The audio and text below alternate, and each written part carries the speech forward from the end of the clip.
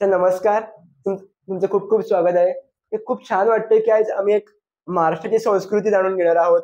Youth social मीडियाचा कसा वापर करतोय, की सोशल मीडियाचा वापर कसं करायला पाहिजे याच्याबद्दल जाणून घेणार आहे. तुम्ही महाराष्ट्रामध्ये एक एक प्रचारक किंवा न्यूज मीडियामध्ये तुम्ही आहात. न्यूज मीडियामध्ये चांगल्या प्रकारे काम करतात महाराष्ट्रामध्ये. याच्याविषयी बोलायचं आहे. सो सुरुवातीला असाच एक सहज प्रश्न की तुमचा एक गोव्यात प्रवास कधी सुरू झाला सुरुवातीला?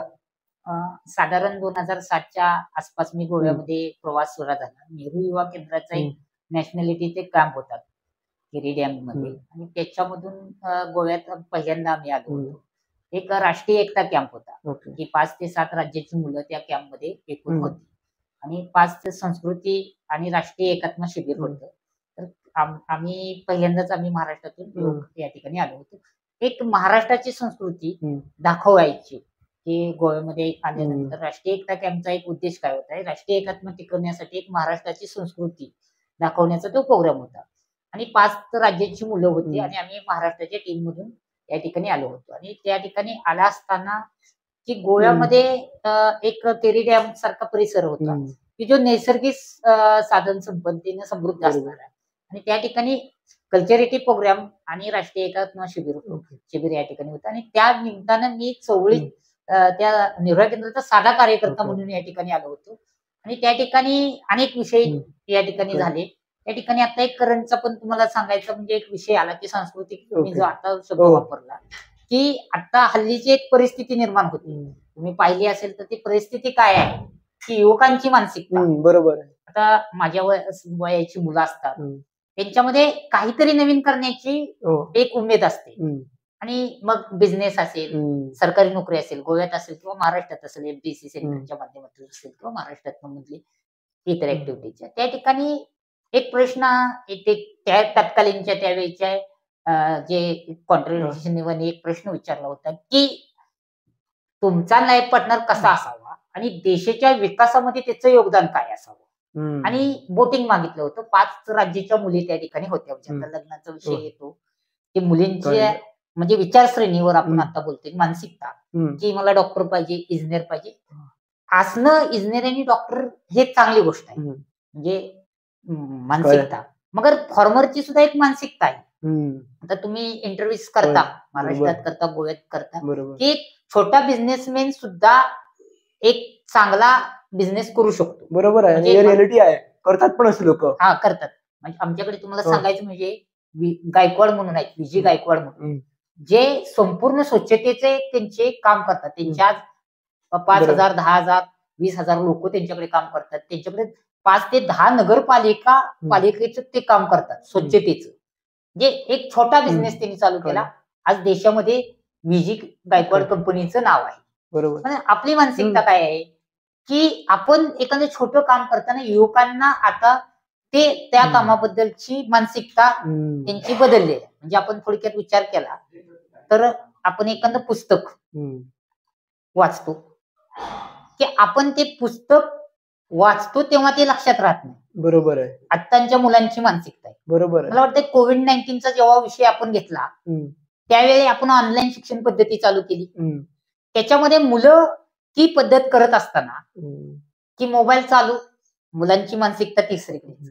त्यानंतर आपण ती एक रुजू पद्धत चालू केली, ऑनलाईन शिक्षण पद्धती. पण आता एक ऑडिओ तुम्ही आता म्हटलं असं की मुलं पुस्तक वाचत नाही आहे, पण आता ऑडिओ मध्ये पण मुलं खूपच शिकतात. कमी वेळात खूप शिकून पण चांगलं पुढे जातात ना. नाही, कमी वेळात शिकतात. मानसिकता आपण आजही तुम्हाला सांगतोय की मानसिकता आहे की कमी वेळात होतात. आता सोशल मीडियाच्या माध्यमातून अनेक गोष्टी चांगल्या वाईट होतात. म्हणजे आता कोविड-19च्या काळामध्ये आपण बघितलं मुलं मोबाईल ज्यांना सवय नव्हती त्यांना आपण सवय लावली. बरोबर. हे तर मान्य आहे. स्क्रॅम सुद्धा वाढला. म्हणजे काही घटना घडल्या, महाराष्ट्रात पडल्या, गोव्यात घडल्या. त्यानंतर आपण सांगितलं की हे नको होतं. तासन तास मुले त्या मानसिकतेत जातात. आता सोशल मीडिया घातक होऊ लागलं. म्हणजे तुम्हाला सांगतो रील्स बनवण्याची स्पर्धा झाली आणि त्याच्यातून जीवघेणी स्पर्धा सुरू झाली. पण त्या रील्स पण खूपसे जण चांगले बनवतात ना. असं नाही की फक्त मी रील्सला ब्लेम पण करू शकत नाही. रील्स मध्ये पण मुलं कमावतात पण असे पण आहे. म्हणजे त्यांनी बिझनेस पॉईंट ऑफ व्ह्यू पण असं करतात ना. असे खूपसे लोक आहेत गोव्यामध्ये, महाराष्ट्रामध्ये आणि मोठी मोठी फेमस आहेत. नाही, बिझनेस काउंटिंग मानसिकता त्यांची जे ठराविक लोक करतात, हम्म. पण आपली युवकांची मानसिकता काय असते हम्म. की बाबा आपण टाइमपास करतो, त्याच्यामध्ये हम्म. तासन तास जातो. मला वाटतं आता तुला, कळलं. आपण युवकच आहे, हम्म. की 1 GB डेटा मला दिवसभर पुरत होता. हम्म. आता मला 2 GB डेटा दिवसभर पुरत नाही. माझा एक असंच एक पॉईंट आला. माझ्या काल मित्राने मला कालच म्हटलं की मला दिवसाला 4 GB पोहोचत नाही म्हणून. एवढं करतो काय तर तू? ते म्हणाला, नंतर त्यांनी सांगितलं की असं असं काम करतो सोशल मीडियावरती, हे बघतो ते बघतो. म्हटलं की एवढं 4 GB? म्हणजे मी तेच म्हणाला की मला पण 4 GB लागत नाही. मीडियावरती काम करून मला लागत नाही एवढं असं.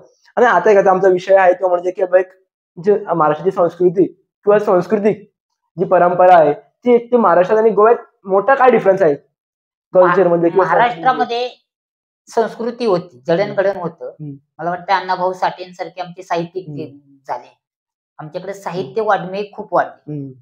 आता महाराष्ट्राची संस्कृती जगाला ज्ञान देणारी आम्ही महाराष्ट्राची संस्कृती म्हणतो, पण आता महाराष्ट्रामध्ये 9 लेखकांची टीम कमी होती ग्रामीण भागातील. मला वाटतं परवाच एक आमचं कोपर्डी हवेली म्हणून कराड तालुक्यातील एक गाव आहे, त्या ठिकाणी नाटक संस्कृती होती, नाट्य संस्कृती होती, ग्रामीण नाट्य संस्कृती होती. 52 वर्ष ती संस्कृती टिकवली. आणि जे टिकवणारे लोक आहेत त्यांचं वय आहे 65-66. 52 वर्ष आहे.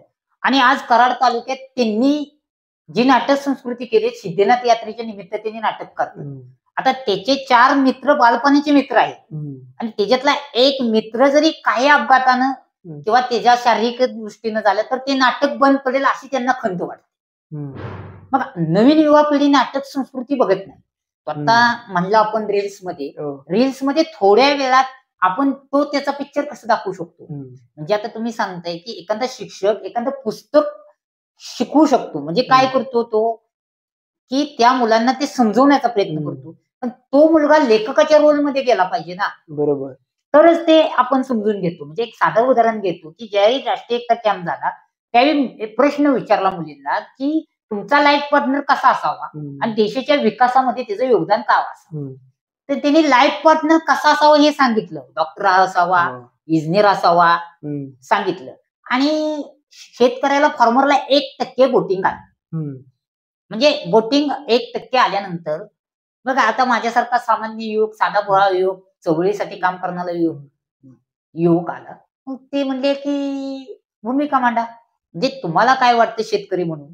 परवा सुद्धा मी एका कार्यक्रमाला गेलो होतो महाराष्ट्रामध्ये, माझं स्वतःच्या लग्नाच्यासाठी मी गेलो होतो. मी तिथल्या युवकांना युवतींना विचारलं की टाटा बिर्ला ची मुलगी तर इथे आली नाही. मग त्यांना बोटिंग मागितलं. जर फार्मर म्हणजे आम्ही जर पिकवलेला माल जर बाजारपेठेत नेलाच नाही तर ती जगातली कुठली अर्थव्यवस्था तुम्हाला वाचवेल. बरोबर आहे. अर्थव्यवस्था म्हणजे कोविड-19 मध्ये अर्थव्यवस्था तुम्ही ढासळली म्हणताय. मला वाटतं कोविड-19चा का विषय घेतोय आपण. कोविड-19 मध्ये शिकण्यासारखं काय होतं की जीवनसाखळी तुटल्यामुळे कोविड-19 आला. आम्ही बऱ्याच शाळेमध्ये प्रबोधनासाठी जातो, त्यावेळी मुलांना प्रश्न विचारतो की कोविड कुठून आला. ते म्हणतात चीननं आणला, कोण म्हणतात अमेरिकेने आणला. तर मूळ कारण काय, कोविड-19 हा अन्न साखळी तुटली, 80 लाख कीटकाचा नाश झाल्यामुळे कोविड-19 आला. मग तुम्ही काय शिकला त्याच्यातून, काही शिकलं पाहिजे का नाही. ते शिकण्याची मानसिकता नाही. म्हणजे युवकांची क्रेडिटिव्ह करण्याची मानसिकता आहे, पण शिकण्याची मानसिकता नाही. आता संस्कृतीचं तुम्ही सांगताय की प्रत्येक राज्याची भाषा वेगळी आहे. ती भाषा कशावर अवलंबून आहे, तर संस्कृतीवर अवलंबून आहे. म्हणजे प्रत्येक भाषा, बोलीभाषा वाचली तर संस्कृती वाचली, संस्कृती वाचली तर बोलीभाषा वाचली. पण आता नॉर्मली एक माणसाला असं झालाय की काय करायचं तर वेगळं भाग, पण काय म्हणतात त्याला, ती काय आम्ही कमेंट्स लगेच करतो काय पण होऊ दे. तर आता मीडिया थ्रू त्यांचा 2 तासाचा व्हिडिओ असू दे, मूवी असू दे, काय पण असू दे, चांगलं वाईट कमेंट नंतर, पण आम्ही कमेंट करायला जास्त पुढे असतो. हा एक बेसिक कुठेतरी एक माइंडसेट आहे ना, याच्यामुळे जास्त थोडे काहीतरी होतात ना. बघत पण नाही ना रिझल्ट कसं काय आहे तो. आपण त्याची मानसिकता, म्हणजे आता तू 20 मिनिटाचा व्हिडिओ पाहतो तर आपण कमेंट्स टाकायला गडबड करतो, पण तो सेन्सिटिव्ह पिक्चर पाहत नाही. म्हणजे आपण सांगतो 3 तासाचा फिल्म असतो, म्हणजे फर्स्ट टेप मध्ये काय असतं, सेकंड टेप मध्ये आणि थर्ड टेप मध्ये तरच पिक्चर करणार. तर आपली ती युवकांची मानसिकता नव्हती. मला वाटतं 3-3 तासाचं नाटक पु ल देशपांडे यांचं असायचं, की लोक त्यावेळी ते प्रेक्षक खेळू शकतात. तुम्ही आता गोव्यात बघा, महाराष्ट्रात बघा, सांस्कृतिक कार्यक्रम रवींद्र भवनला घेतो आपण, तर 20-25 मिनिटात लोक ते लगेच जातात. म्हणजे ही मानसिकता जेव्हा बदलत नाही, म्हणजे मला वाटतं युवकांची ही मानसिकता जेव्हा बदलली पाहिजे, म्हणजे आजच्या युवा पिढी, म्हणजे ज्येष्ठ साहित्य शिवाजी सावंत म्हणतात की तरुण म्हणजे गेवड्यावरचं फुलं आणि तरुण म्हणजे ज्वलंत ज्वालामुखी. पण ज्वालामुखी आपण चांगल्या मार्गासाठी वापरत नाही. मला वाटतं सेन्सिटिव्हचा हा विषय आहे आणि बऱ्याच संस्कृतीचे, म्हणजे गोवा, महाराष्ट्र, आता आपल्याला त्याच्यावर बोलायचं नाही, पण आता योग म्हणून गोवा, महाराष्ट्र महाराष्ट्राच्या नदींचा वाद आहे, पर्यावरणाचा वाद आहे. म्हणतात मला वाटतं की गोव्याच्या, महाराष्ट्राची मादीचा विषय आहे तुमचा, आमच्या कृष्णेसाठीचा विषय आहे. तर आम्ही मध्यंतरी माती विषयासाठी, चवळीसाठी काम करणाऱ्या लोकांना मी पाठिंबा दिला. मी कृष्णेसाठी काम करत असताना त्यावेळी आम्हालाच काही लोकांनी घेरण्याचा प्रयत्न केला की तुम्ही महाराष्ट्रात गोव्याच्या मादीच्या विषयाला तुम्ही पाठिंबा का देता.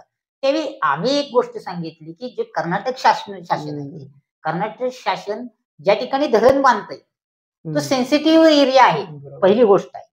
आणि त्या ठिकाणी तिथे धरण पाणी इरिगेशन प्रोजेक्टच्या नावाखाली ते चालू आहे. जर ते गोव्याच्या दिशेने जर नदी नाही आली तर गोव्याचं नैसर्गिक दृष्ट्या नुकसान होईल आणि त्याचा परिणाम नुसता गोव्यावर होणार नाही. मी एक गोष्ट लक्षात ठेवा की जलावरण, वातावरण, शिलावरण ही पद्धत जर झाली तरच निसर्गाचं चक्र चालेल. मला वाटतं पूर्ण वेस्टर्न घाट आता नष्ट झाले.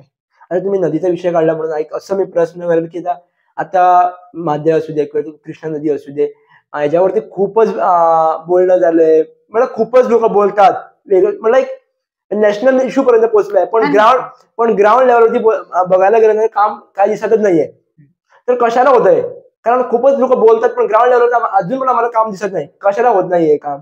कुठल्या पण नदी असू दे, गोव्यातली मादी असू दे किंवा कृष्णा नदी असू दे. आता ग्राउंड लेवलला काम होत नाही म्हणजे कसं आहे, प्रत्यक्षात बोलणं आणि त्या चवळीसाठी काम करणं आणि नदी जाणून घेणं. मला वाटतंय तुमच्या गोव्यातली लोक असतील, महाराष्ट्रातले लोक असतील, मला वाटतं गोव्याचे एन्व्हायरमेंटलिस्ट राजेंद्र केरकर सरांचे असतील, निर्मला सावंत, हे चवळीसाठी लोक काम करतात.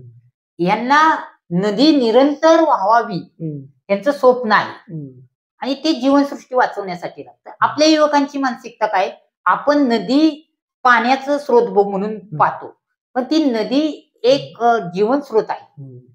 मला वाटतंय की तुम्हाला माहिती असेल किंवा नसेल, पण एक गोष्ट लक्षात, नदी जेव्हा वाहते तेव्हा नदी असते. आज महाराष्ट्राच्या नदींची अवस्था पाहिली तर देशातल्या 315 नद्या दूषित आहेत आणि महाराष्ट्रातल्या 54 नद्या दूषित आहेत. म्हणजे हे वेष्टनीचा अहवाल आहे. आपण त्याच्याकडे योग बघत नाही. महाराष्ट्रामध्ये 700 ठिकाणचा पाण्याचा दर्जा घसरलाय असा रिपोर्ट आहे, वेस्टर्नीचा आहे, आमचा नाही, तो वेस्टर्नीचा आहे की 700 ठिकाणचा पाण्याचा दर्जा. ज्यावेळी नदी अथंग वाहते त्यावेळी तो परिसराचं जडणघडण होतं. पण आज ती संस्कृती कुठेतरी आपण नष्ट करण्याच्या मार्गावर आहे. मला वाटतं गणपतीच्या काळामध्ये आम्ही एक प्रयोग राबवला होता, कृत्रिम तलावाचा. संकल्पना आहे की बाबा तुम्ही नदीमध्ये विसर्जन करू नका. ती संकल्पना मुळात गोव्याच्या पर्यावरण अभ्यासकाची आहे. बरोबर. की राजेंद्रबाईंनी ती संकल्पना राबवली होती की कृत्रिम तलावात लोकांच्या भावनेशी खेळायचं नाही, पण लोकांनी सुद्धा पावित्र्य राखलं पाहिजे. मला वाटतं की आपण त्या पद्धतीचं काम कुठेतरी या ठिकाणी थांबलं जातं. आणि आता एक मला असा एक प्रश्न होता तुमच्याशी की एक मीडिया खूपच इम्पॉर्टंट आहे आजच्या काळात, ते यंगस्टर असू दे किंवा कुठले पण आमचे हे असू दे, मीडिया एक खूप इम्पॉर्टंट रोल आहे. महाराष्ट्रामध्ये मीडियाचं काम कसं चाललंय किंवा कसं चालायला पाहिजे? महाराष्ट्र म्हणजे मीडिया स्ट्रॉंगेस्ट, म्हणजे आता श्रीधर नाईक म्हणून तुमच्याकडे एक प्राध्यापक आहेत, त्यांनी एक दिवाळी अंक घेतला, त्याच्यामध्ये गोव्याची लोकशाही मजबूत का असा प्रश्न होता.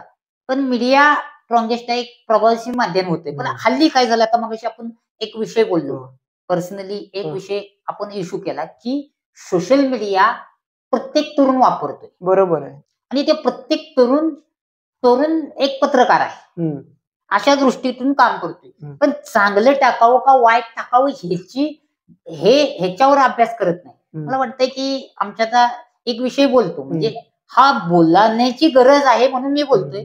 मध्यंतरी आमच्या कराड म्हणून आमचं कराड मोठं आहे, म्हणजे माझे मुख्यमंत्र्यांचं, पृथ्वीराज चव्हाणांचं चव्हाणांचं सारखं नेतृत्व कराडमध्ये आहे, यशवंतराव चव्हाणांचं आहे. म्हणजे मी बाबांचं का म्हणतोय की राजकीय इश्यूचा आता महाराष्ट्रात निवडणुकीचा माहोल आहे, तर सोशल मीडियावर आरोप प्रत्यारोप चालतात आणि ह्याच्यातनं आक्षेपेस काय होतंय आणि घटना घडतात. म्हणजे मध्यंतरी कराडला एक घटना अशी झाली की इन्स्टाच्या माध्यमातून कमेंटमेंट वरती एकमेकांनी रील्स वगैरे कमेंटमेंट केल्या आणि त्याच्यात जातीय दंगलीचा सुद्धा परिणाम होऊ शकतो. काही लोक त्याच्यामध्ये आरोप प्रवृत्तीचा त्याचा इन्स्टिट्यूट निर्माण करतात आणि त्याच्यावर नंतर कराडला आमच्याकडे एक घटना झाली की दंगली सारखेच रूप झालं आमच्या कराडमध्ये. आणि मग ते सोशल मीडिया जर आपण जर भान ठेवला आपण काय टाकतो सोशल मीडियावर तर ती घटना होणार नाही की मी मेसेज फॉरवर्ड केला, त्यांनी मेसेज फॉरवर्ड केला तर तो पुढे वाढत जात. तर आपल्याला जर ते चुकीचं आहे तर आपण तिथं स्टॉप केलं तर पुढचा अनर्थ टळू शकतो. हे युवकांनी कुठेतरी सोशल मीडियाचा अभ्यास केला पाहिजे. मला वाटतंय आता परवाची एक मी केस स्टडी केला की सोशल मीडियावरती आपण हे करू शकत नाही, म्हणजे निर्बंध लावू शकत नाही, म्हणजे अटी घालू शकतो, त्याच्यावर कारवाई होण्याची गरजेचं आहे. म्हणजे काय होतं की एक आपल्याला व्यक्ती स्वातंत्र्य आहे पण त्या व्यक्ती स्वातंत्र्यामुळे जर समाजाचं नुकसान होत असेल तर ते त्याला कुठेतरी थांबला आळा घालणं गरजेचं आहे. आता एक मीडियावरती प्रत्येक जणांचा काय आहे ते पर्सनल पॉइंट ऑफ व्ह्यू आहे की बाबा आपण काय टाकायचं काय नाही ते पण बघायचं आमचा दृष्टिकोन आहे, बघायचं की नाही बघायचं. बरोबर. असे खूपसे कंटेंट्स आहे मीडियावरती जे लोकांना माहिती आहे की ते चांगले नाही आहे म्हणून, पण तरी पण बघतात. हे आम्ही कसं बंद करू शकतो आमच्या पॉइंट ऑफ व्ह्यू, कारण आम्ही त्यांना पण सांगू शकत नाही की तुम्ही बंद करा म्हणून घालायचं. आता कसं आहे ज्याचा त्याचा विषय आहे, व्यक्ती स्वातंत्र्यामध्ये ज्याचा त्याचा विषय आहे की काय बघावं आणि काय पाहावं हा त्याचा विषय. तेच म्हटलं. आपण एखादी गोष्ट टाकतो आपल्याला ते आवडत नाही पण एखाद्याचा त्याच्यामध्ये इंटरेस्ट असतो तर आपण त्याला म्हणू शकत नाही ना तू ते बघू नको. आपण हे करू शकतो की आपल्याकडे जेव्हा ते सोशल मीडियाच्या माध्यमातून येतात ते आपण 10 लोकांना फॉरवर्ड नाही करायचा. हे जर आपण केलं तर ते थांबू शकतं. पण आता असंच असतं ना की तो बघा कंटेंट एकदम फालतू घालतो, लोकांना माहिती आहे पण आपणच ते 10 वेळा बघतो. हो बरोबर. आणि चांगला कंटेंट असतो मला माहिती आहे की हा चांगला कंटेंट करतो पण ते आम्ही बघत पण नाही. असं एक काय म्हणतात त्याला ते एक नॉर्मल एक माइंडसेट किंवा एक असं होतं. हो म्हणजे आता कसं आहे कृती विचाराला जन्म देते, विचाराला कृती जन्म देत, विचार कृतीला जन्म देतो, कृती विचाराला जन्म देत नाही. पहिल्यांदा विचार येतो मग कृतीत आणतो. पण आपण त्याचा सेन्सिटिव्ह विचार केला, तसा विचार केला तर आम्ही कोविड-19च्या काळात एमपीसीचा आमचा एकाकडे क्लास आहे. म्हणजे आम्ही युवकांनी एक ठरवलं, 100 युवकांनी एक कन्सेप्ट राबवली. मला वाटतंय सावरकर मंचांनी सुद्धा आम्हाला त्यावेळी खूप चांगली मदत केली गोव्याच्या दवी सरांच्या. त्यावेळी आम्ही एक कन्सेप्ट अशी आणली की मोबाईल वापरायचा, एक दिवस मोबाईल उपवास करायचा कोविड-19 मध्ये आम्ही ठरवलं. आणि त्याच्यामध्ये काही जण म्हणले माझे इम्पॉर्टंट फोन येतात अमुक येतात. मग आम्ही एक त्याच्यात कन्सेप्ट राबवली की आठवड्यातून एक दिवस मोबाईल उपवास करायचा. म्हणजे काय कन्सेप्ट होती की 10 जणांचा आम्ही ग्रुप केलेला की 10 जणांच्या ग्रुपमध्ये आम्ही त्यांना सांगितलं की आज तुम्ही दिवसभर मोबाईल वापरायचा नाही, नेट वापरायचं नाही. मोबाईल वापरू शकता म्हणजे फोन आला तर म्हणजे इम्पॉर्टंट, पण तुम्ही नेट वापरायचं नाही. जर का तुम्ही 10 जणांनी जर अतिरिक्त वेळ नेट वापरलं म्हणजे किंवा काही गोष्टी बघितल्या तर आम्हाला कंटिन्युअस द्यायचा की बाबा आम्ही त्याच्यात काय पाहिलं, कंटिन्युअस द्यायचं म्हणजे आम्हाला तुम्ही सांगायचं. आणि समजा त्यांनी मग बाबा किती वेळा मोबाईल बघितला, नेटला उघडून टाकलं, मग 10 वेळा 20 वेळा, मग आम्ही एक लिमिटेशन ठेवलेलं की तू इम्पॉर्टंट आहे तर एवढे वेळ बघू शकतोस, तू इम्पॉर्टंट तेवढे वेळ. आणि त्याच्या व्यतिरिक्त जर त्यानं बघितलं तर आम्ही त्यांना 10 रुपये दंड ठेवायचं किंवा आम्ही काहीतरी जी पनिशमेंट द्यायचो. म्हणजे काय पनिशमेंट असायची, तू 5 झाडं लाव, एक सामाजिक काम कर, ती पनिशमेंट करायची. सुरुवातीला आमच्याकडून चुका 15, 20, 30, 40 काही वेळा आमच्या चुका म्हणजे आमचं कमी बघण्याचं आलं की 20 वेळा 20 वेळा आम्ही फक्त मोबाईल बघितला. 100 वेळा बघत होतो तो 20 वेळावर. आणि मग आम्ही त्याच्यातून मग ते करत आलो. काही जणांनी आम्ही 5 तास 5 वेळा बघितला, 6 वेळा बघितला. आणि नेट वाचलं. नेट वाचवणं उद्देश नव्हता. त्यांना आम्हाला नेट कळायचं की बाबा किती नेट वापरलं हे, आणि ते आम्ही नोट करायचो. आणि मग त्या मोबाईल इन्स्टिट्यूटमुळे काय होतं की इतर ऍक्टिव्हिटीज बघण्यामुळं आपली मानसिकता बनवते. आता आम्ही शिवाजी युनिव्हर्सिटीला एक प्रस्ताव दिलाय. शिवाजी विद्यापीठ जे आमचे आहे त्याला एक प्रस्ताव दिला आम्ही की तुम्ही प्रत्येक सेंटर काढा एक, मुलांना समुपदेशन करण्याची गरज आहे. की मुलांना मानसिक समुपदेशन करायची गरज आहे. मुलं आज अवेअरनेस मध्ये, सकाळी कॉलेजमध्ये आल्यावर फ्रेश राहतात का, त्यांचं मन कुठं असतं, त्याचा तुम्ही थोडासा अभ्यास करा. ती मुलं मानसिक दृष्ट्या कमकुवत व्हायला लागली. आता देशापुढे एक सर्वात मोठी, म्हणजे मी एक पत्रकार म्हणून नव्हे, मी एवढा मोठा काही म्हणून एक सामाजिक अभ्यास करतो, त्यावेळी देशामध्ये सर्वात मोठी एक समस्या निर्माण होईल की मानसिक रोगी मुलं होतील. कशासाठी? की अशा जर मोबाईल ऍक्टिव्हिटीज राहिले तर मुलं मानसिक रोगी व्हायला लागले गेम्स मधून. मग हे कुठेतरी थांबण्यासाठी आपल्याला कुठेतरी एक बंधन काढलं पाहिजे. श्रवण यंत्रणा असेल किंवा ऍक्टिव्हिटीज, विचार यंत्रणा पूर्वी पण चालत होती, आता पण चालत होती. जो आपण संस्कृतीचा विषय म्हणतो तो संस्कृतीचा विषय आहे. जातीवाल्या ओव्या असतील, मला वाटतं लग्न पद्धती असतील, मला वाटतं कालच एक तुमच्या गोव्यातल्या युवकांना एक चांगला उपक्रम घेतला. उपक्रम आम्ही म्हणू शकत नाही, एक त्याचा ऐतिहासिक धाडस म्हणायचं की उच्च शिक्षक दोघं असतानाही धनगरी विवाह पारंपरिक करण्याचा त्याने प्रयत्न केला. अगदी पारंपरिक विवाह, म्हणजे आमचं भाग्य होतं की आम्ही त्या विवाह सोहळ्यासाठी आलो. अगदी मंडप घालण्यापासूनचा जो गोष्टीचा विषय होता आणि त्या ऍक्टिव्हिटीजचा विषय होता, त्या ऍक्टिव्हिटीज मध्ये त्यांनी जे पारंपरिक सोहळा पार पाडला, त्याच्यामध्ये त्यांची वेशभूषा पाहिली आणि त्यांचं सांस्कृतिक कार्यक्रम पाहिला तर छान होतं. आपण आता इतर वेळी लग्नांच्या ऍक्टिव्हिटीज बघतो, महाराष्ट्रातल्या बघतो, गोव्यातल्या बघतो, हे रिफ्लेक्शन असतं, लग्न असतं, बँड असतो, डीजे असतो. आमच्याकडे कसं आहे, डीजे असतो, बँड असतो आणि अनावश्यक खर्च असतो. आणि तो अनावश्यक खर्च चांगल्या गोष्टीसाठी येत नाही, तुमच्या संसारासाठी उपयोगी येऊ शकत नाही. मग तो खर्च वेस्टच जातो ना. बरोबर आहे. मग आपण तोच खर्च जर तुमच्या संसाराला उपयोगी केला तर काय अडचण काय येईल का? तुमचा म्हणजे धनगरी पद्धतीचा विवाह केला म्हणजे तुमचा आर्थिक मागास तुम्ही समजता का? स्टँडर्ड कशाला म्हणतात? तेच दाखवणं. आता कसं आहे, प्रत्येकाचं मी एवढं शिकलोय, मी एवढे असं आहे की मला पण दाखवायला पाहिजे ना. ज्याच्याकडे नाही तो पण एवढं मोठं लगीन करतोय, माझ्याकडे असून मी करत नाही, तर अशी कुठेतरी मेंटॅलिटी होते ना तयार. नाही, त्याचा विषय काय आहे, मला वाटतं की पूर्वीचे राजकारणी पाहिले, आताचे राजकारणी पाहिले, म्हणजे राजकारण आपला विषय नाही. मला वाटतंय वसंतदादा आमचे 4थी नापास 4 वेळा मुख्यमंत्री होते महाराष्ट्र राज्याचे. वसंतदादा म्हणतात कर्मवीर अण्णा, ज्यांची रयत शिक्षण संस्था आशिया खंडात 1 नंबर आहे, त्यांचं किती शिक्षण होतं, पण त्यांचा समाज घडवण्याची त्यांची मानसिकता होती अण्णाभाऊ साठेंची. आज आता तुमच्याकडे म्हणजे आपल्याला राजकारण्यांचा विषय घेतला तर पर्रिकरांचं नाव आमच्या महाराष्ट्रात सुद्धा घेतात. मला एक पर्रिकरांचा एक किस्सा तुम्हाला सांगायचा आज या निमित्तानं सांगतो की आम्ही केरी डॅमला कॅम्पला आलेलो होतो आणि आम्हाला कॅम्प झाला.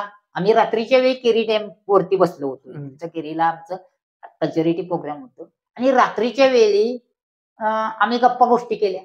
आमची महाराष्ट्राची मुलं होती याच्यावर. आणि त्यानंतर रात्री पर्रिकर साहेब तुमचे त्या ठिकाणी आले. आम्ही पहिल्यांदाच महाराष्ट्रातनं गोव्यात आलो होतो.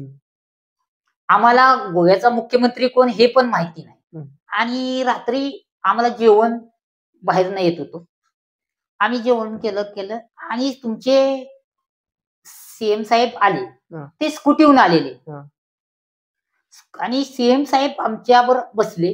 त्याने आम्हाला गप्पा गोष्टी मारल्या. आम्हाला जाणवलं बी नाही हे गोव्याचे सीएम आहेत. आणि आमची मुलं काय म्हटली, मुलांना काय बरं आहे का, छान आहे मुलं, समजा अगदी छान आहे. आणि मीठ आमच्याकडे जरा जास्त लागतं. आम्ही गोव्यात आलो तर आमच्याकडे मीठ तिखट खातो. साहेब तिखट नाही काय नाही. मग साहेब म्हणजे चला आपण मीठ आणूया. आम्ही केरीपासून पुढे एक पुढती गेलो आणि तिथे एक ऊसाचा रसाचा गाडा आहे, अजून असेल मला वाटते कदाचित, आणि तिथून आम्ही मीठ घेऊन आलो. तिथून मी गाडीहून सीएम साहेबांच्या घेऊन आलो. मीठ खाल्लं, गप्पा गोष्टी घातल्यावर महाराष्ट्र राजकारण, गोव्याचं राजकारण सकाळी सीएम निघून गेले, हा. आम्ही प्रमाणपत्र घेतलं नेहरू केंद्राचं, आणि महाराष्ट्र त्यावेळी सोशल मीडिया जास्त चालत नव्हता. हा. आता आमच्याकडे एवढे चाललं. आम्ही पहिल्यांदाच शेतीची कामं करणारी मुलं नेहरू केंद्राची हा. सामान्य कार्यकर्ते म्हणून आम्हाला राष्ट्रीय एकता कॅम्पला पाठवले. म्हणजे त्यानंतर आम्हाला एक 10 दिवसांनी मला कळालं की आपण रात्री ज्यांच्या गाडीवर गेलो ते गोव्याचे मुख्यमंत्री होते.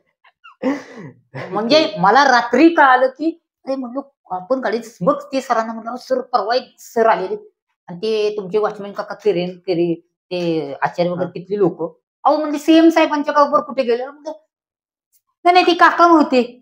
नाही नाही म्हणले, ते गोव्याचे मुख्यमंत्री आहे. आणि आत्ताचे मुख्यमंत्री म्हणजे आता कोणावर टीका करायची नाही, किंवा आमचा एमएल आला तरी त्याचा तापा, ती वेस्टेज, हा साधेपणा, ही संस्कृती जपण्याची कला असणारी व्यक्तिमत्व आताच्या युवा पिढीमध्ये हे सेन्सिटिव्ह निर्माण आहे. मला वाटतं की मला त्यानंतर पहिल्यांदाच कळलं.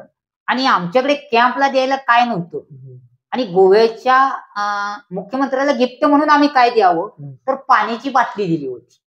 महाराष्ट्राचे आणि गोव्याची एक संस्कृती वाचवण्यासाठी भेटलं त्यांना कृष्णा कोयन्याचा विषय. आणि त्या दिवसापासून मी गोव्याच्या चळवळीसाठी आणि महाराष्ट्राच्या कृष्णेसाठी नदीच्या चळवळीमध्ये राजेंद्रभाईंच्या चळवळीशी जोडलो गेलो. आज मी प्रत्येक गोव्याच्या चळवळीच्या लोकांचा माझा संपर्क आहे. जेव्हा माझा इश्यू येतो, पर्यावरणाचा इश्यू येतो, तेव्हा आम्ही गोवा महाराष्ट्र असं काहीच नाही. मला वाटतं गेले 2 दिवस मी गोव्यामध्ये आहे. मला कधीच वाटलं नाही मी महाराष्ट्रात आहे, म्हणजे महाराष्ट्रात आहे असं वाटलंच नाही. मी जेव्हा घरातून बाहेर निघतो तेव्हा प्रश्न पडतो, काही जणांना प्रश्न पडत असेल की गोव्यात गेल्यानंतर कुठल्या हॉटेलला थांबायचं. ओके, कुठल्या हॉटेल डोक्यामध्ये येतं? म्हणजे त्यांच्या दगडी ज्यांना ते पर्यटन स्थळासाठी येतात त्यांच्या डोक्यात असते की गोव्यात कुठं जायचं, मग ब्रिजला कुठल्या जायचं. आमच्या डोक्यामध्ये माझ्या तसं काही येत नाही की गोव्याची आतली संस्कृतीशी माझं रिलेटिव्ह संबंध आहे. म्हणजे आता म्हणजे मला काही गरज वाटली नाही. आपण मित्रपरिवार जोडू शकतो. आज मी कुणाच्याकडेही गोव्यात राहू शकतो, कुणाच्याही घरी राहतो. मला वाटतंय की आणि कुणाच्या घरी राहतो म्हणजे आमचे मित्रपरिवार आहे. मला काही गरज लागत नाही की मी अंगावल्या कपड्यावर येतो आणि अंगावल्या कपड्यावरच राहतं. लोक आमची महाराष्ट्रातली सांगतात गोव्यात गेले की खर्च आहे. मला वाटतंय ते पर्यटक लुटतात, प्रकार पण झाला या लुटतात. कुठल्या ब्रिज चांगला आहे, त्याही पेक्षा गोव्यातली सामाजिक संस्कृती कुठे आहे, गोवा अकॅडमी कुठे आहे, गोव्यात केरी डॅम काय आहे, मला वाटतं 12 ब्रिजचं तुम्ही पाण्याचा प्रोजेक्ट कुठे आहे, हे तुम्ही कधी विचारत नाही. Goa is behind the beaches and temple. हो, एक आता ऍक्च्युअली आमचं डिस्कशन खूपच होणार आणि वेगळ्या वेगळ्या विषयावर पण बोलू शकतो. एक आता आम्ही सुरुवातीला सुरुवात केली होती की बाबा कल्चरल आणि युथ मीडियासाठी आम्ही हे चांगल्या प्रकारे लोकांकडे पोहोचण्यासाठी आम्ही कसा वापर करू शकतो, आमचे कल्चरल ऍक्टिव्हिटीज असू दे किंवा मीडिया असू दे, असं जर केलं तर काय करू शकतो आम्ही? आपण सोशल मीडियाचा वापर योग्य प्रकारे करू शकतो की, आणि कल्चरेटिव्ह युथ साठी आपण ग्रामीण संस्कृती पहिल्यांदा अभ्यासली पाहिजे. मला वाटतं की गोव्याची संस्कृती असेल, महाराष्ट्राची संस्कृती अभ्यास केली पाहिजे. ती कुठेतरी विस्मरतेवरती उंबरट्यावरती लोकसंस्कृती. मला वाटते लोकसंस्कृती जपण्यासाठी आपण आधी संस्कृती शिकली पाहिजे. अवेअरनेस कॅम्प्स या ठिकाणी घेतले पाहिजे आणि मीडियामध्ये पहिली मानसिकता केली पाहिजे की एखादा सेन्सिटिव्ह विषय 2 सेकंदात 4 सेकंदात तो मांडू शकत नाही. मला वाटतंय की आपण ते 1.5 सेकंदात मांडण्याचा प्रयत्न करतो. 1.5 सेकंदातला तो विषय नाही. लोकांची मानसिकता नाही की आपण राजकारणी दाखवतो इकडे गेलं तिकडे गेलं, ते 1.5 सेकंदात मांडत नाही की त्याची पार्श्वभूमी आपण दिग्दर्शकाच्या रोलमध्ये जेव्हा जाईल तेव्हाच आपण ते होतो. मला वाटतं लेखकाच्या रोलमध्ये गेलो तरच आपण ते हे करू शकतो. आताच्या मुलांना म्हणलं म्हणजे आपण मी युवक आहे की आताच्या मुलांना सांगितलं जातं प्रत्येक पद्धतीमध्ये की ते वाचलं पाहिजे, इंजिनिअरिंग केलं पाहिजे, डॉक्टर केलं पाहिजे. मला वाटतं की माझ्याबद्दल सांगायचं म्हणजे सांगू नये, पण माझ्याबद्दल सांगायचं मी 10वी नापास BA फर्स्ट क्लास. हे कसं काय? 10वी नापास BA फर्स्ट क्लास. 10वीला माझा इंग्लिश विषय गेला. मी 2-3 वेळा बसलो इंग्लिशमध्ये, झालाच नाही, असंच झालं नाही, इंग्लिश बोललो. मग मी मुक्त युनिव्हर्सिटीमध्ये ग्रॅज्युएशन केलं. राजेंद्रभाईंच्या चवळीत घेतलं आणि फोकस केला की मी त्या दृष्टीनं लेखकाच्या रोलमध्ये जा. मला वाटतं ते झालं. मला वाटतं गोव्यातली एक तुम्हाला गझल म्हणजे सांगतात, हाव गझल सांगता म्हणजे कोकणीत मी जेव्हा कोकणीचा सुद्धा मी अभ्यास करतो. आता मला कोकणी 50% यायला लागले. हाव गझल सांगता, देव बरं करो, देव बरं करू, हाव गझल म्हणता. हा, देव बरं करता, हाव तुम्हाला गझल सांगता. तर गझल अशी आहे की गोव्यातल्या पर्यावरण अभ्यासकांची मुलगी, प्राध्यापकांची मुलगी कोणत्याच शाळेत गेली नाही. समृद्धी केळकर हा आपल्याला माहिती आहे, महाराष्ट्राला माहिती असेल का नाही, महाराष्ट्राला सुद्धा आता बऱ्यापैकी आमच्या करायला समृद्धी केळकर माहिती आहे. तिने 4 पुस्तकं लिहिली. ती कोणत्याच शाळेत जात नाही, गेली नाही, 4 पुस्तकं घेतली. निसर्ग ही शाळा आहे तिची. आम्ही असं म्हणत नाही की समृद्धीसारखं तुम्हाला जमल, पण समृद्धीचा जर तुम्ही लेखकाच्या रोलमध्ये गेला तर तुम्हाला कुठलीच गोष्ट अशक्य नाही. त्या दृष्टिकोनाने बघायला पाहिजे, बघण्याचा दृष्टिकोन पाहिजे. पण तेव्हा आता बघण्याचा दृष्टिकोन असेल तर आता आम्ही चवळीशी जोडलो. आज मला महाराष्ट्रातले लोक म्हणतात गोव्यात जातोस, गोव्यातल्या संस्कृती चवळीचा अभ्यास करतोस. म्हणजे त्यांच्यामध्ये एक आकर्षण असतं की राहुल दादा महाराष्ट्रातनं गोव्यात गेला, मग कुठे राहील, काय करणार, गोव्यात जास्त खर्च आहे, खर्च आहे, इतर ऍक्टिव्हिटीचा खर्च आहे. आता मला वाटतं की मी त्यांना दाखवतो. मी आता एकांना चॅलेंज घेऊन आलो, 1,500 रुपये घेऊन आलो साधारण. माझ्याकडे जास्त आणले, मी एकाला दाखवलं की मी 1,500च खर्च करणार गोव्यात. तो म्हणला शक्यच नाही. तो काय म्हणला, शक्यच नाही. आज मी गझल सांगायची म्हणजे मी काल एका लग्नाला आलो, ते गिफ्टला वेगळे गेले, म्हणजे ते एक औपचारिकता आहे, ते सांगू नये. पण मला इतर खर्च वाटत नाही. मला वाटते काल मी या ठिकाणी उतरलो, रामकृष्ण दवी सर मला न्यायला आले, त्यानंतर समीर प्रभू सर आले, राजेंद्रभाईंच्याकडे केलं मी. आज मी 2 दिवस गोव्यात आहे. म्हणजे आमच्याकडे महाराष्ट्रातली मुलं आली ते 5-10,000, 15,000, 20,000, आणि त्यांना एक गोव्याचं नाव लोकांनी बदनाम केलंय. मला वाईट काय वाटतं की गोव्याचं नाव लोक बदनाम करतायत. गोव्याची सांस्कृतिक वारसा आहे, पर्यटन स्थळ आहे, निसर्ग आहे, तुम्ही त्याला वेगळ्या दृष्टीने करतात. मला वाटतं तुमच्या विष्णू वाघांची कविता आहे, चांगले लेखक झाले गोव्यामध्ये, कला अकॅडमीचं चांगलं काम आहे. खूपच असे गोव्यामध्ये खूपच चांगलं काम होतं. छोटं राज्य म्हणून आमची लोकांची मानसिकता काय आहे त्याच्याकडे बघण्याची, फक्त एक दृष्टिकोन दुसरा काय झालाय, मीडिया थ्रू किंवा लोका थ्रू फक्त येतात, बीचेसचे व्ह्यूज रिलीज करतात, ब्लॉग्स करतात, ते जास्त लोकांकडे पोहोचतो. आणि ह्या ऍक्टिव्हिटीज जास्त कोण व्हिडिओज पण काढत नाही, बघत पण नाही, शेअर पण करत नाही, म्हणून हे पोहोचत नाही, असं झालंय. पण जास्त हे पण गजाली होतात, म्हणजे हे पण सगळं होताच चांगल्या गजाली नाही. अगदी म्हणजे त्या गोष्टी करतात, म्हणजे ते अगदी गोव्याच्या बाबतीत होतात असं नाही, महाराष्ट्रात पण त्या गोष्टी होतात. आणि त्या होऊ नये म्हणून मगाशी जे तुला गझल सांगितली, त्या गझलमध्ये काय होत सांगितलं की आपली मानसिकता, की आपल्याकडे व्हिडिओ आला तर आपण तो व्हिडिओ बघून तो तर आपण थांबवू शकत नाही. आपण तो इतर 10 लोकांना का पाठवायचा, योग्य नसेल तर थांबू शकेल ना. तू मगाशी जो प्रश्न मला केलास की आपण, आता मी तुला त्या उदाहरण काय सांगितलं इंस्टाचं, ते आपल्याला त्याच्यात पडायचं नाही. पण आपण एखादी आक्षेपार्ह पोस्ट टाकतो, त्याच्यातनं सामाजिक दृष्टिकोनातून वाद निर्माण होतं की चुकीचा मेसेज जर गेला तर तो चुकीचा मेसेजचा विद्रोह होणार. बरोबर. आपण हे लक्षात ठेवलं पाहिजे की आपण आपली मानसिकता बदलली पाहिजे. आणि युवकांच्या मध्ये मानसिकता बदलण्याची ताकद आहे. चांगल्या गोष्टी युवक करू शकतात. आज कितीतरी लोक चांगली मुलं करतात. आज आम्ही पर्यावरणावरती काम करत असताना आमच्यापेक्षा कितीतरी चांगली मुलं काम करतात. म्हणजे मी तुला मगाशी सांगितलं की मी 10वी नापास ते फर्स्ट क्लास, पण आज पर्यावरण अभ्यासक म्हणून, महाराष्ट्राची संस्कृतीचे एक पत्रकार म्हणून एक चांगलं काम करू शकतो. डिग्रीच्या महापुरात, म्हणजे मी का असा शब्द वापरतोय की डिग्रीचा महापूर आहे, की कागद डिग्री लागणार पण डिग्री तुमचं अस्तित्व टिकवू शकत नाही. एक मी आता शेवटचा मला प्रश्न करतो, कारण डिस्कशन खूपच वाढणार. काय असतं, एक पेशन्स लेवल असतो मनुष्याचा, की आपण 10-15 मिनिटं व्हिडिओ बघू शकतो, 20 मिनिटं बघू शकतो.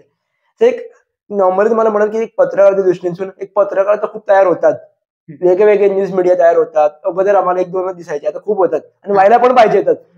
तर एक पत्रकार म्हणून कसं काम केलं पाहिजे समाजासाठी, याच्यावरती थोडे मी तुमचं काय. पत्रकारी हा मुळात लोकशाहीचं चौथ्या स्तंभाचं काम आहे. पत्रकार हा एक लेखक आहे, हे पहिलं लक्षात घ्या. पत्रकार इकडचं तिकडचं सांगणं आणि समाजामध्ये इन्स्टिट्यूट निर्माण करणं हा पत्रकार नाही. आता पत्रकारी काय होत्या की एखादा राजकीय व्यक्ती किंवा एखादा सामाजिक कार्यकर्ता काही बोलला तर आपण त्याला विचारतोय जाऊन, हा तो असा म्हणला मग काय झालं, मग तो उत्तर देतो. तो काय म्हणतो, नाही नाही आम्ही नाही विकली माती, कर्नाटक शासनाने विकली, आम्ही नाही कृष्णा विकली, कुणी विकली, म्हणजे नदीच्या विषयावर मी काम करतोय म्हणजे आपला आक्षेप नाही, कुणी दिली, त्यांनी त्या सरकारच्या काळात काम झालं नाही, त्यांच्या कामात. सरकारची हा जबाबदारी नाही ना, प्रत्येक मनुष्याची जबाबदारी आहे की आपली नदी वाचली पाहिजे, आपलं नैसर्गिक संपत्ती वाचली पाहिजे, आपली संस्कृती वाचली तरच देश टिकत. म्हणजे आपली संस्कृती वाचवण्यासाठी काम आपण करतो. मराठी महाराष्ट्राची भाषा, अरे मराठी महाराष्ट्राची भाषा ही तिच्या प्रदेशाची भाषा झाली, पण एकता टिकण्यासाठी प्रत्येक राज्याची सांस्कृतिक भाषा टिकणं गरजेचं आहे ना, का त्याचं व्यावसायिकरण करणं गरजेचं आहे. आणि व्यावसायिकरणामुळे भाषेवरचं नुकसान होत नाही, तर तिथल्या संस्कृतीचं नुकसान होतं, तिथल्या जडणघडणीचं नुकसान होतं. हे उदाहरण आहे. तुमचं खूप खूप आभार आणि धन्यवाद म्हणतो मी. आता मी तुमचे इकडेच मी तुम्हाला सांगणार की मला तुमच्याकडे वेगवेगळ्या विषयावर पुढे बोलायचं आहे, आम्ही बोलूया आणि हा इकडेच व्हिडिओ थांबूया. धन्यवाद.